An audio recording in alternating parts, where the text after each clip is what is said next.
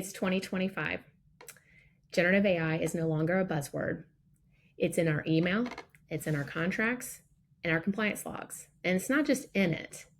It is drafting email, drafting our contracts, and performing compliance work. It has a seat at the leadership table, driving decisions. And for legal teams inside global organizations, that means one thing: the clock's already ticking. Because if legal doesn't learn to understand this technology and lead this transformation, somebody else will. I'm Jenny Hamilton, and welcome to Data Exposure, the podcast for data risk leaders. And today we're tackling one of the most urgent questions facing our audience. What does a truly AI and integrated legal function look like? And how do we build it before it's too late? Joining me is someone who's not just watching this shift from the sidelines, she's helping to lead it. Cecilia Ziniti is the CEO and co-founder of GCAI. She's a 3-time former General Counsel turned startup founder who has helped scale legal operations at big tech firms like Amazon, Cruise, and Cloudflare. Now she's building AI tools for lawyers by somebody who's been in her shoes. In this episode, we'll talk about how we got here with AI, what is happening behind the scenes, and how to adapt AI to enable teams of the future. From an insider who is shaping the industry. If you want to be proactive and you're wondering how AI fits into that strategy, this conversation is your head start. Let's get into it. Hi, Cecilia. How are you? Hi, doing great. Cecilia, your career has taken you from IP litigator to tech executive to founding an AI company. What has sparked your interest in AI, and what point did you realize that was going to become central to your journey? I was a lawyer at Morrison Foerster, a litigator, and I spent a lot of time on the Apple Samsung case. And it was a huge jury verdict, big thing. And so I got a call to join Amazon Lab 126. And at the time, I thought, surely they like my mobile phone experience. I had represented Apple. It was rumored they were coming out with a phone. And it turns out that what they needed me for was, in fact, new devices. So I get there and they're like, hey, the more senior attorneys are working on the phone, super important to Jeff Bezos. You get to work on this device. It doesn't really work. It's codenamed Doppler. And it turned out that was Alexa. And so that exposure to, I'd always been interested in new tech, lived in Silicon Valley, had worked at Yahoo. But seeing the idea that AI could be everywhere, that it could help you, that it could really be this person-like thing, that was, I would say, the moment that I'm like, this is something that I want to be involved in. Absolutely. That's, to think about that now, back then, it probably wasn't a certainty that was going to be that was successful. Was it? That was 2013. And, now you think, okay, there were other counsel on the team, but nobody fought me for it. People are like, sure, take the crappy device. It doesn't work. It turned out to be this career move of a lifetime, the privacy issues, the IP issues, very much a preview of what we see today. And, there was a particular moment, I think Jeff Bezos spoke at, a Recode conference or something. And he said something like, this is not just the first inning for AI, but the first pitch. And that was 2013. And he's absolutely correct. Right. And so what happened since is AI got better and better, but then, LLMs came out, and particularly the release of ChatGPT. I had access to AI before that, used it for some legal work, and had this jaw-dropping moment of oh, wow, my work as a lawyer on AI can be made better by AI. So it was this incredible moment, and became pretty obsessed with it after that. But it was always this idea of knowledge. And I think that's a fun thing for us lawyers and lawyer types, is we're all kind of nerdy knowledge seeking kids, right? And so this is the epitome of that. I think you're answering my next question, which is all about the transferable skills from seemingly different roles. I think people have a conception of what a general counsel does, and I don't think that whatever mine was correct until I was in the role. So I'm really curious. You've done GC 3 times. You've also more recently gone into business development, go to market, and now founding an AI company. What are the transferable skills between these different roles? Or did you feel like you were starting over? The transferable skills, I would say the core lawyer skills are helpful across really anything. So, you see a lot of high performing GCs become COOs because it's like you can handle complexity, you can communicate well, you can get to the heart of an issue. So, those I would say have been extremely helpful. Research skills, client empathy is the other big one. That was always one that I super indexed on was, figuring out like, and I think people do this in M&A, litigators do this, where you've got a big litigation, suddenly you're an expert in pharmaceutical patents. I still remember my first patent case was about ASP9, which is some protein variant that happened to be involved in the drug of the litigation that I was on. And so it's similar that like knowledge seeking, I think it's very helpful. And you get a lot of Silicon Valley CEOs and thinkers. Reid Hoffman says he's an autodidact and he's a lifelong learner.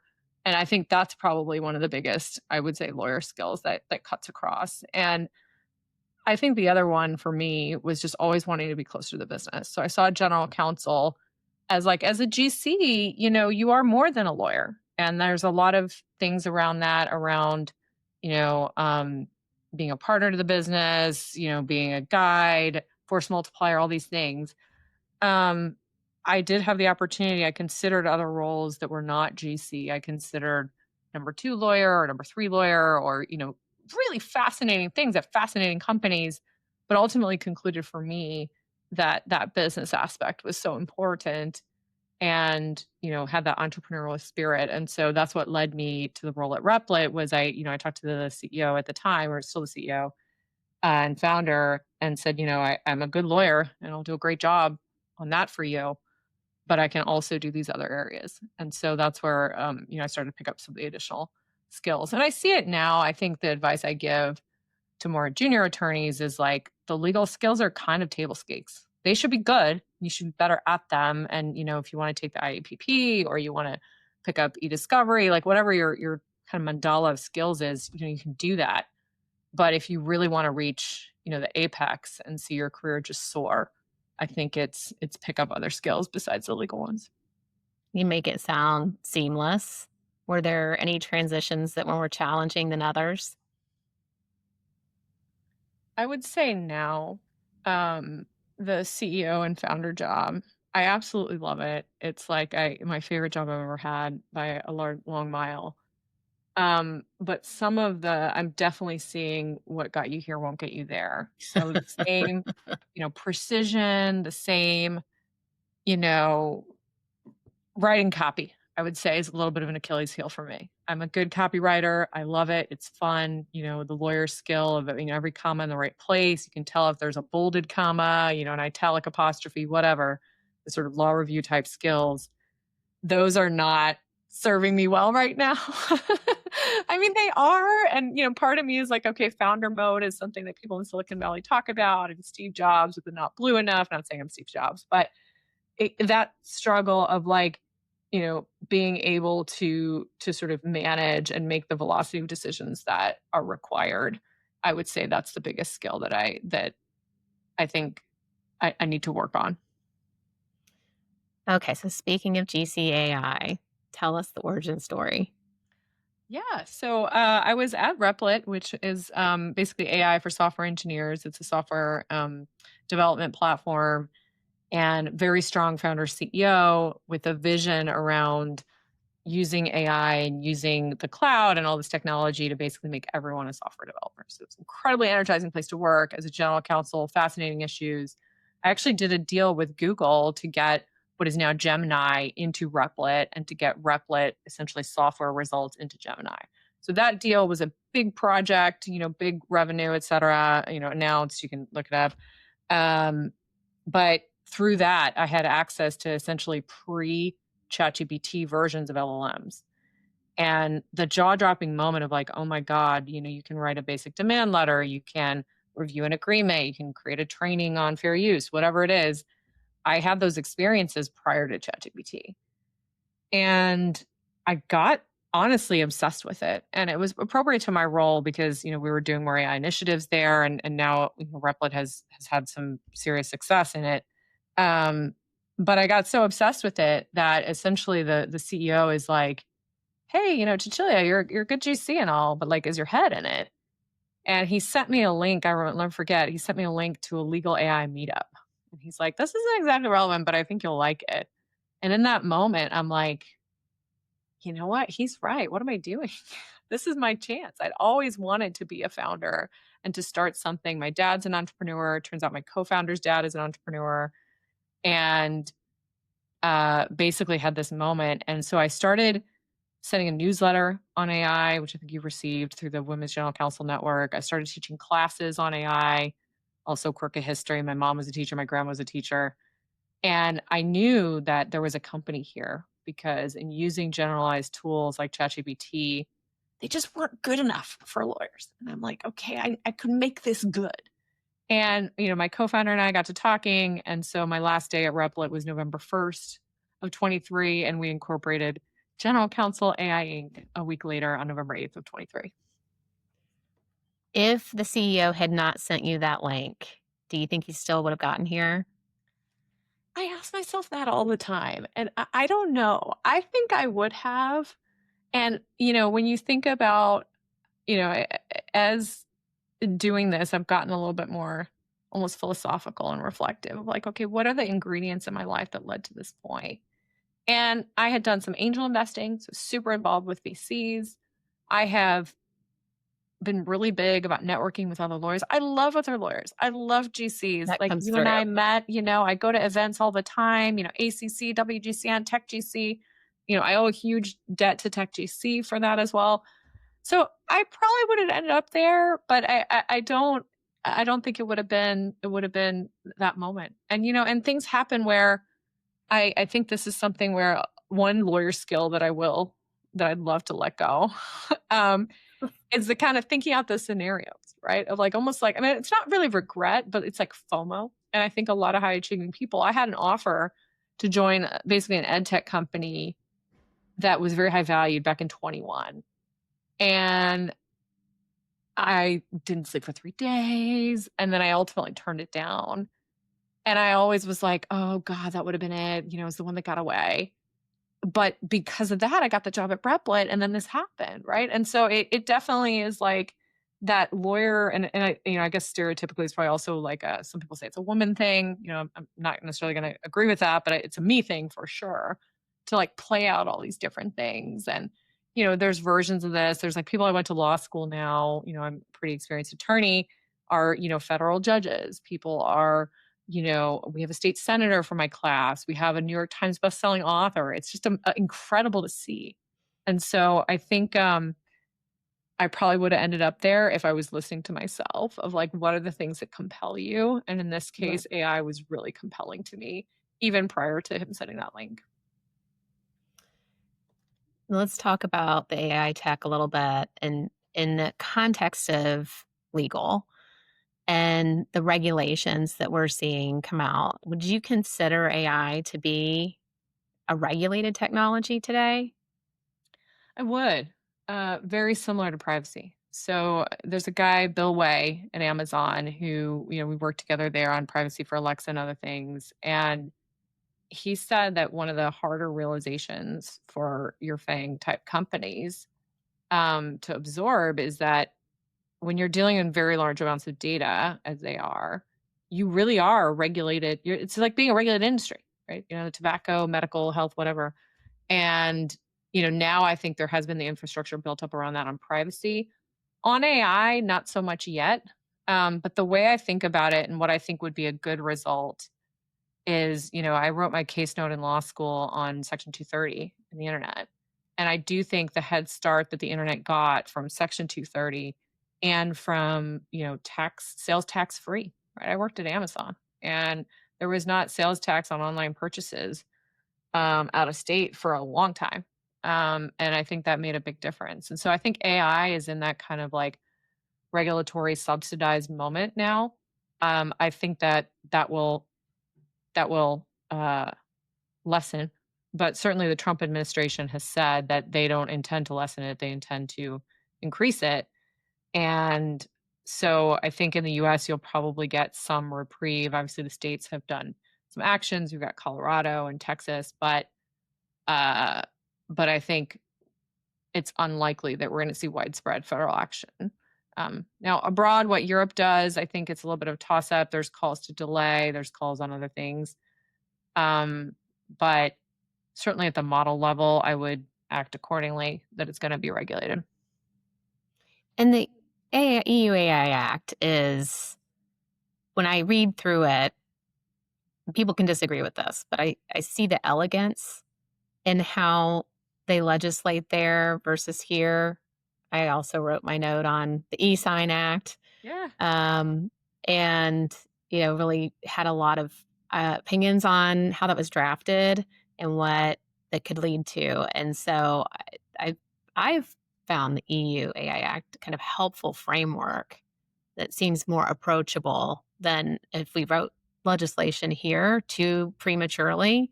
But that's just kind of my observation of it. I mean, I think that the EU takes pride in what you describe of like being very thoughtful regulators. I guess I do think obviously it's more elegant than like the CCPA, which had like, paragraph misnumberings and whatever, which have been corrected, but the initial CCPA had that in California. But the EU sort of really jumping on the opportunity to regulate before the products are even out. I wouldn't say I'm full on, your Mark Andreessens and your kind of like techno optimists on Twitter.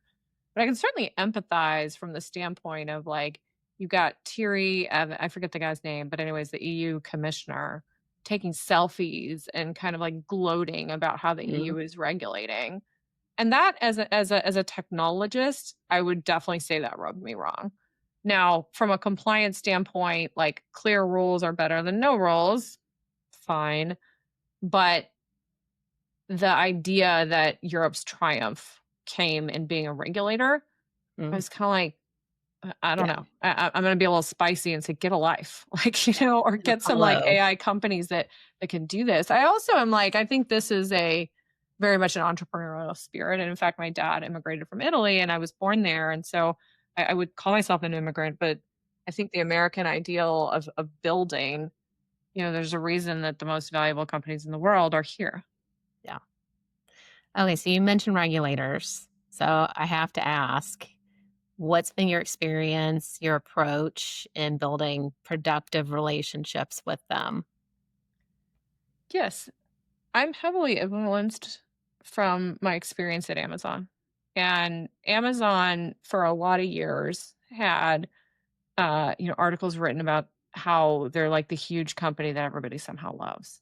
And a big piece of that was very intentional. They call it customer obsession, but it's one of the company values. But essentially, it's hard to bring an antitrust case against Amazon when everybody loves it.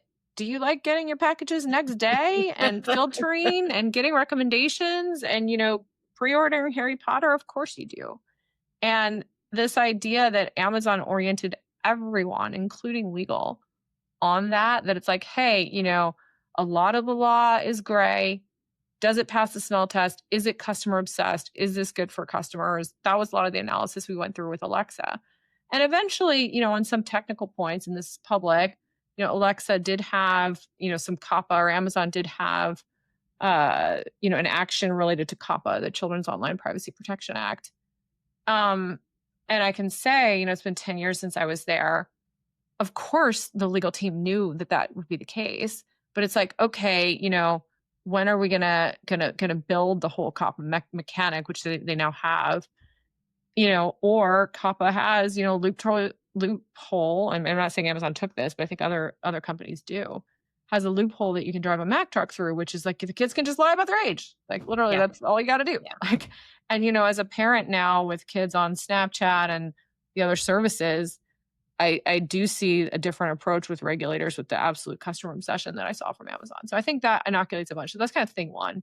And I think Uber saw this advantage as well, that everybody loved taking rides that they could order through their phone. And so then it's a matter of like, how do we make the law catch up? So I would say that's one. Another is like, I don't subscribe to the Silicon Valley belief that regulators are somehow stupid. Like they're not. These are smart, thoughtful people. If you're, creating a tax software that everyone in America needs to use, you're talking about an insane variety of use cases in the parlance, right? You've got people in rural areas, people who can't read, people who speak other languages, people who don't have phones.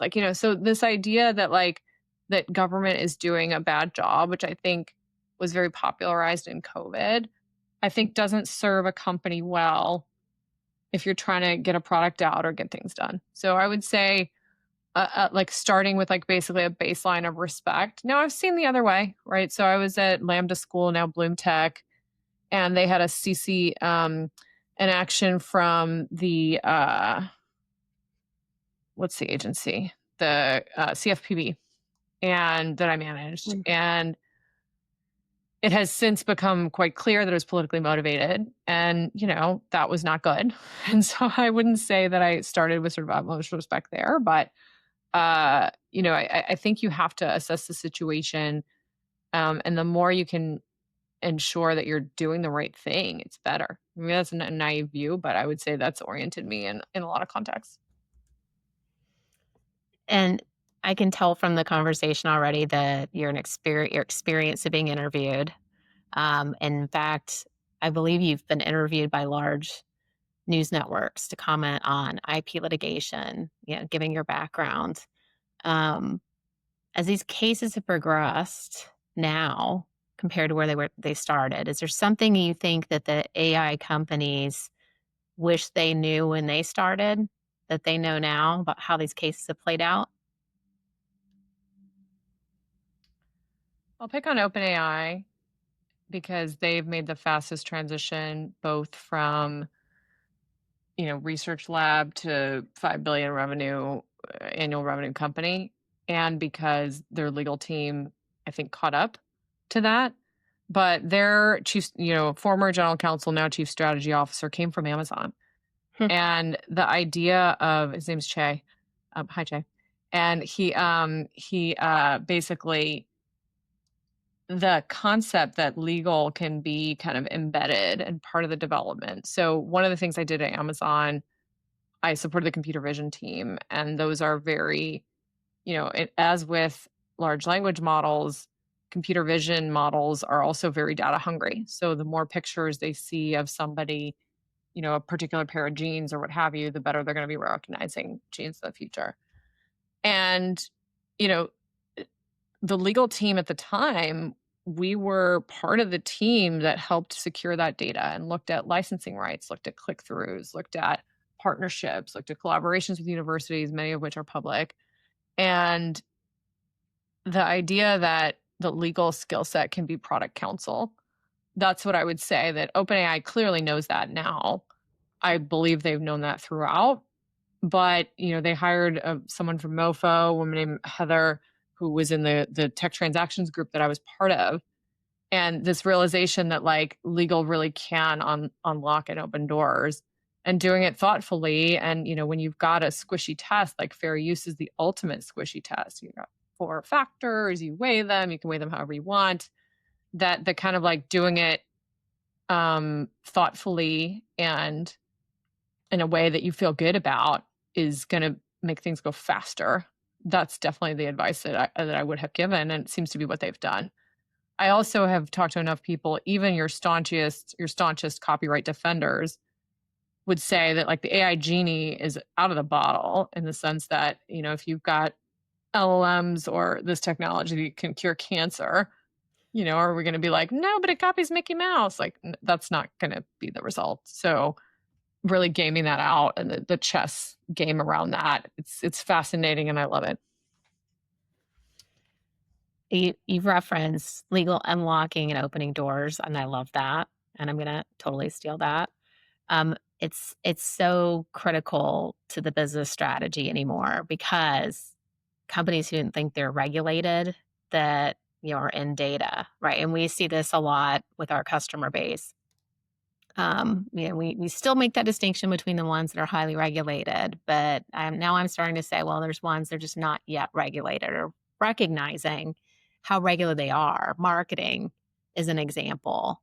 I came back from IEPP with the chart that had all the different things that marketers need to know about all the regulations. And I'm like, now they're like little, mini law departments, and we spend a lot of time together.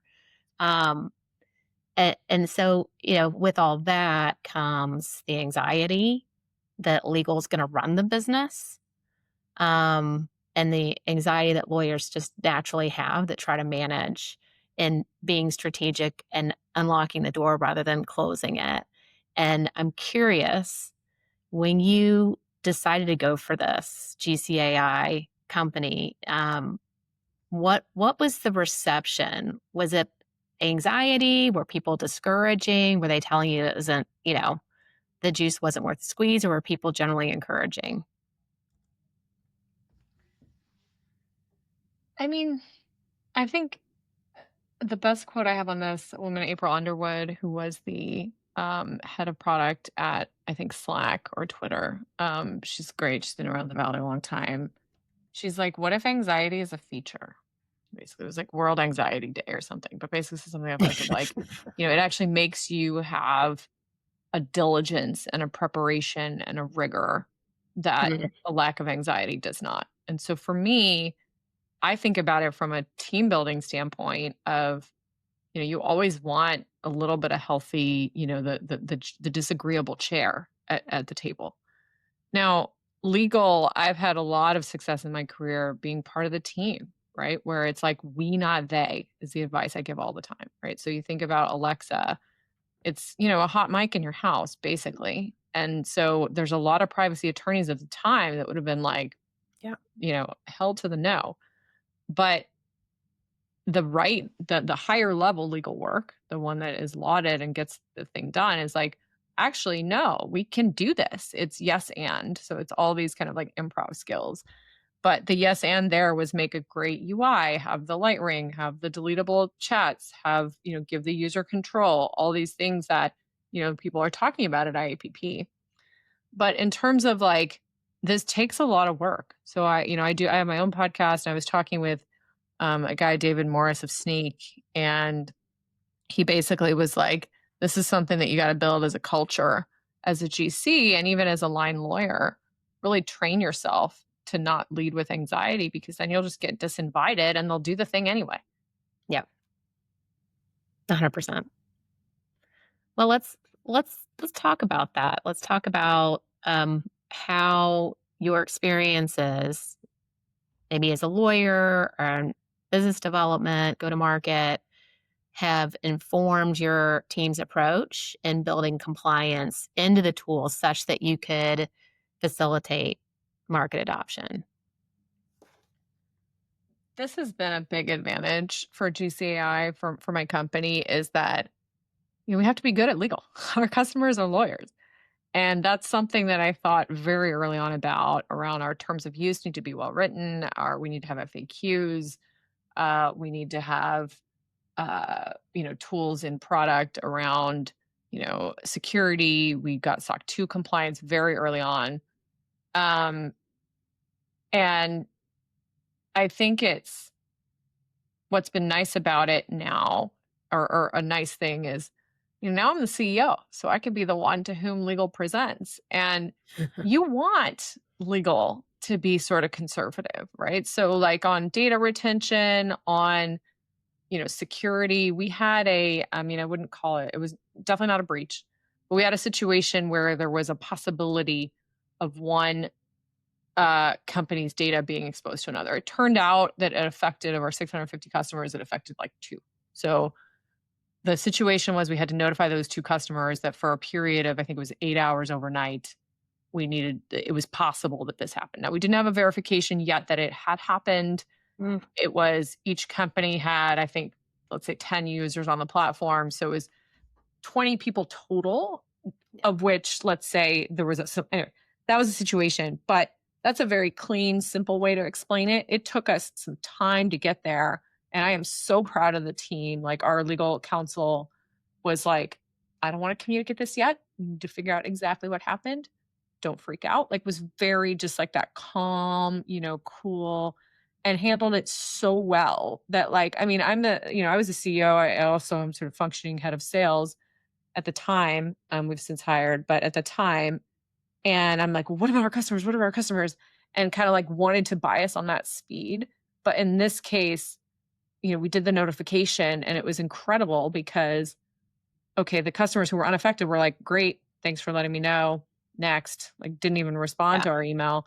The two who were affected were like, oh, okay, tell us more, and then no issue. And so having the ability to have that great counsel on speed dial, I appreciate it even more than when I was that person. At least I aspire to be that person. Well, and the vulnerability that I think we forget as attorneys that our clients have, whether they show it or don't, like you were describing, the anxiety about the customer and getting information to them so quickly, um, that you had to factor in to being that trusted advisor, like, being empathetic, where we started this conversation. Um, that's that's something that you're now experiencing on the other side, and Yes. the need for your attorney to recognize that this isn't push the button, make it happen for you. This is now your whole company. It's not just a job. Yeah, and I mean that is something that I think distinguishes in-house counsel from law firms. I love law firms. I work with a lot of them. I was there for a number of years. I'm excited we engaged, a big firm for our corporate work. Um, but, make this happen is definitely, you know, I think an asset for them. And, whether I talked with one user, I was asking him, what kind of work he used to do in his former life that AI would have helped. He told me a story about he had a client where it was basically like going to the printers for corporate matters, but essentially he needed to like right click print on like 100 files. And he's like, and I billed for that normal amount. And you're like, okay, were you incented to be like, no, actually, like, let's have a software for that or let's do something else? And no, he wasn't, obviously. Yeah. And so there's like difference in incentives and difference in like, you want that pushback. I appreciate it more now. Now, it has to be from the spirit of like, I want to win. And that trust with your legal counsel, with anybody on the team, has to be there. The minute that you have, a team member that doesn't believe that you can win, Mhm. um, we end up not working with those folks because it's really, you have to, it's kind of, I guess it's like, work 101, but you have to kind of be on board. You can push back while still being on board, and that's I think the pinnacle. Yeah, it's like an art. Yeah, Exactly. it's the That's art of exactly what I lawyering, would call especially it. the art Yeah. of in-house lawyering. Exactly. Exactly. Let's talk about another art form, which is education. And it doesn't surprise me that you have a family member as a teacher, because I think one thing that you become known for, like well recognized as like a premier AI educator. And I'm curious, you've been teaching a lot of different legal teams. Is there something that customers have been teaching you? Every day, every week. So we've taught 75 cohorts of almost 75 cohorts of AI for lawyers and legal teams. And the use cases, just literally every time, I'm like shocked. So we had one in class a couple weeks ago so circling back to privacy. So Illinois, the BIPA, Biometric Information Privacy Act, basically is that there's certain protections that you have to have around biometric information in Illinois. And I don't know the full detail of it, but essentially it has a carve out for banks. So it's like Graham Leach Bliley already applies. It has some form of a preemption there. And I guess there's a circuit split on that question. So the Third Circuit says one thing, the Seventh says another. I don't remember exactly the situation, but there's a circuit split. And we had a customer in the class say that, this was very sophisticated, almost, work that she was doing for her company, which was a fintech. And that she knew her arguments very well. So let's say they were the Seventh Circuit, but she didn't know the Third Circuit arguments very well. Mm. And what she did, this was just an amazing use case. She uploads essentially her analysis memo of the Seventh Circuit position and what was going on. And then, the lower court's opinion, basically information on the case in the Seventh Circuit, information on not her case in the Third Circuit. and then came up with this very sophisticated analysis with AI of the differences, the likely result, and a briefing for her company. And she's like, the Seventh Circuit case, I knew like the back of my hand because I've been litigating it for 2 years, but I didn't know that about the Third Circuit case. And, this was in like literally a 101 class where she had first used AI, let's say less than a month prior. So getting to that level of sophistication, on our product, but also just at large, the creativity to think of something like that was amazing. And then we have other ones like this morning, we had I worked with a SaaS company this morning where they were doing a rev of their privacy policy and they gave a link to one of their benchmark companies' privacy policies, and it's a competitor, and said, what's in their policy that I should consider importing to mine. Mm. And I had taught in that class, I had taught comparing versions of your own privacy policy. Right. And then we went to a break and they just did that on their own. I was like, yeah, that makes a lot of sense. And so when people talk about use cases, I would say that the use cases really are much more infinite than I personally can think of. And that comes back to the strategy of doing education, which is like, I think as a teacher, the biggest win is when the teacher becomes the master, right? Or the student becomes the master. And so I've seen that many times. I would say our most sophisticated users are far more sophisticated than I am, and it's incredibly rewarding. I have a daughter right now, so I want to transition and talk about education in a way with kids. But every night she's asking me when the robots are going to take over, because people aren't being nice to AI. And so this is like top of mind. And you're also a mother of four. And I know, so thoughtful about where we are in a society and kids and screens. So I have to ask you, like, what do you think? What do you think the future is for kids and screen time and AI? And is it going to increase their? Are you seeing this anxiety increase, or maybe it's both? I think it's both. It's also, my kids joke with me. They're like, mom, when the robots come, she'll be like, here I am. Just do that, but welcome them. I would say it's like anything else, right? So people have the same concerns about radio, about TV, about everything. And it's just kind of life right now. I will say, we're here. We went on a vacation recently, and I look around the couch, and you got the teenagers kind of flopped over, and everybody's on their individual phones. So that's probably like not ideal. But that day we had gone to the beach all day, and I had cooked a nice meal, and it's just like life. And through the internet, they can keep in touch. We send videos of our nephews. We've got a very active extended family group chat, and this like human connection isn't going to go away. We also increasingly have had, with AI for lawyers specifically, I was literally talking with a marketing advisor. And he's like, you keep having these stories of people using AI and then having time to be with their kids. He's like, should we lean into that? And it was a substantive question that I considered around like, okay, am I going to look weak or whatever, talking about kids, but all of us, even the high power lawyer, have a physical life that we've got to live. And so we had one the other day. I got to read this because it was just so incredible. But listen to this one. And I don't mean this to be marketing. I just literally like this gave me tears. All right. Last night at 7:06, I got a DM from, in this case, the CEO, that he needed something.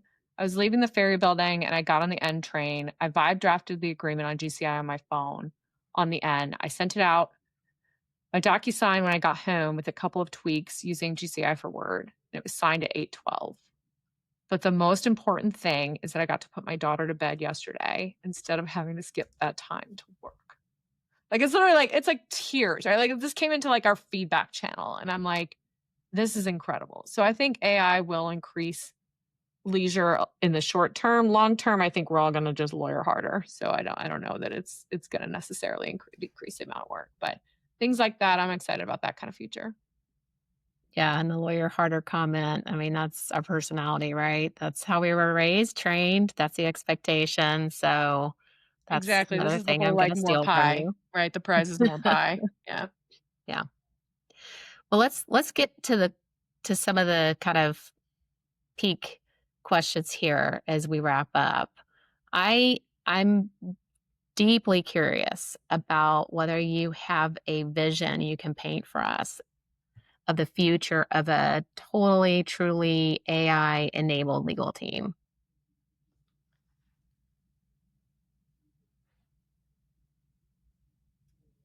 I do think it'll probably be smaller and it'll be more in-house. So basically, you're going to have a situation where you can have an AI employment counsel, an AI IP counsel that you sort of call as needed. And everyone will be, people like to use the terminology mini GC, but I think in this case, it really will be true where, you'll have individuals in the legal department that will stay very close to the business and that will really be for that judgment, for that ability to make connections, Hmm. the ability to make these harder calls. In terms of, on a very long horizon, I do see in particular GCAI similar to like a Quicken, right? So QuickBooks software, everybody uses it. I use it. My dad's company uses it. Your $20,000 revenue jewelry maker friend probably uses it. And the CPAs all do too. So if you could see AI being sort of like Quicken, where like everybody kind of uses it, it's the interface to legal. And then you call in your CPA, or you've got a bigger matter, an audit, what have you. You call in your lawyers, and your bigger companies have full-time lawyers like we do now. Um, that being said, I think the public policy piece that we spoke about will continue to be important. There'll be lots of interesting after effects, but the software Excel increased the amount of accounting that we do. It didn't lessen it. So I think it's going to be very similar to that. Are there any attorney skills that you see evolving that people need to be like adopting?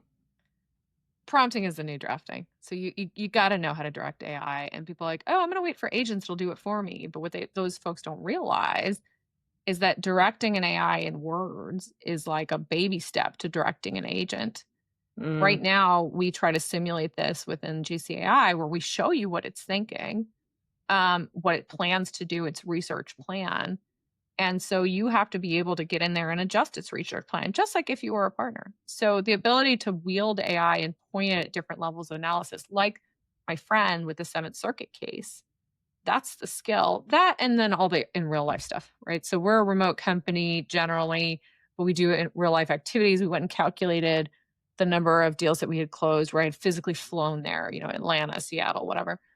And the close rate was like 98%. And so versus, our close rate on Zoom is high, but it's not 98%. And so that ability to make human connections, I talked again with my conversation with David yesterday.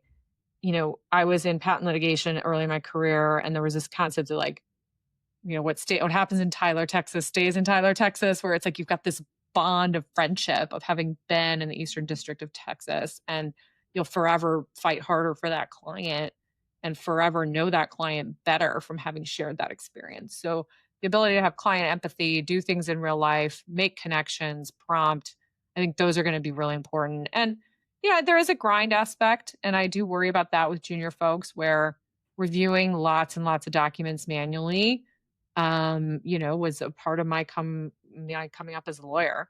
yeah. That being said, the biggest win I had to Xtero's business is like I did some searches because once I got to know the personalities of the discovery I was working on, I'm like, I bet, Sally sent an email about this. You do a search for Sally and that, and you get, the smoking gun document. And I still remember that case. It was a software company, and it's like one of people asked me, my favorite, it's maybe not my favorite case. Apple Samsung was probably my favorite, but my favorite individual win by me was finding that document and avoiding litigation entirely.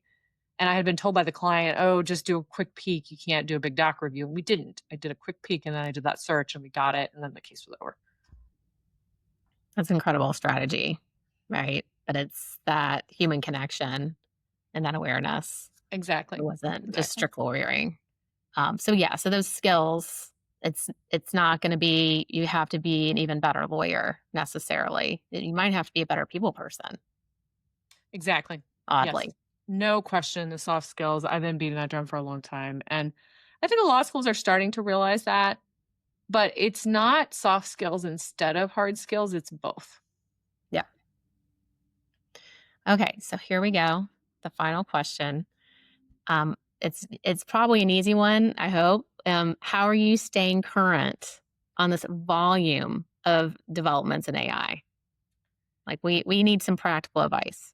Yeah. So at this point, I mean, this one isn't going to be practical for everyone, but I definitely keep in touch with AI through our customers. So we work with companies of all kinds, manufacturing, retail, tech. So just the stuff that they tell me, I would say, is the single best way that I personally do it. But beyond that, I would say AI Twitter is very good. There's Ethan Mollick is a great one. He's a researcher out of Pennsylvania that writes a lot about the future of AI. So he's very helpful. I think, find a newsletter that you like, would be my advice. Which is I do yours. You one can too. plug yours. I do one, yeah, thank you. GC.ai/newsletter, although we don't send it as often as I'd like, but it's gonna give you the basics on the legal side. I don't wanna I think IAPP has the governance one. I've heard it's pretty good, so try that. But I would say the single biggest thing is gonna be using it, because if you're not using AI, it will have the discussion will be theoretical to you and you won't internalize it the way you would if you are. This has been incredibly valuable and fun. And I can't thank you enough for being part of our inaugural podcast for data risk leaders and for AI leaders like you, Cecilia. Thank you so I much. love it. Thank you, Jenny. This was really fun. It really was like chatting with a friend. Excited to keep in touch with you and your listeners. That's it for this episode of Data Exposure. Thanks to Cecilia for the great insights, and thank you for listening. Data Exposure is brought to you by Xero, the only platform helping legal, privacy, security, and compliance leaders stay ahead when data risk hits home. If you found this valuable, please follow or subscribe wherever you get your podcasts. We'll be back soon with another story on how to look at what you can do to help your organization manage data risk effectively.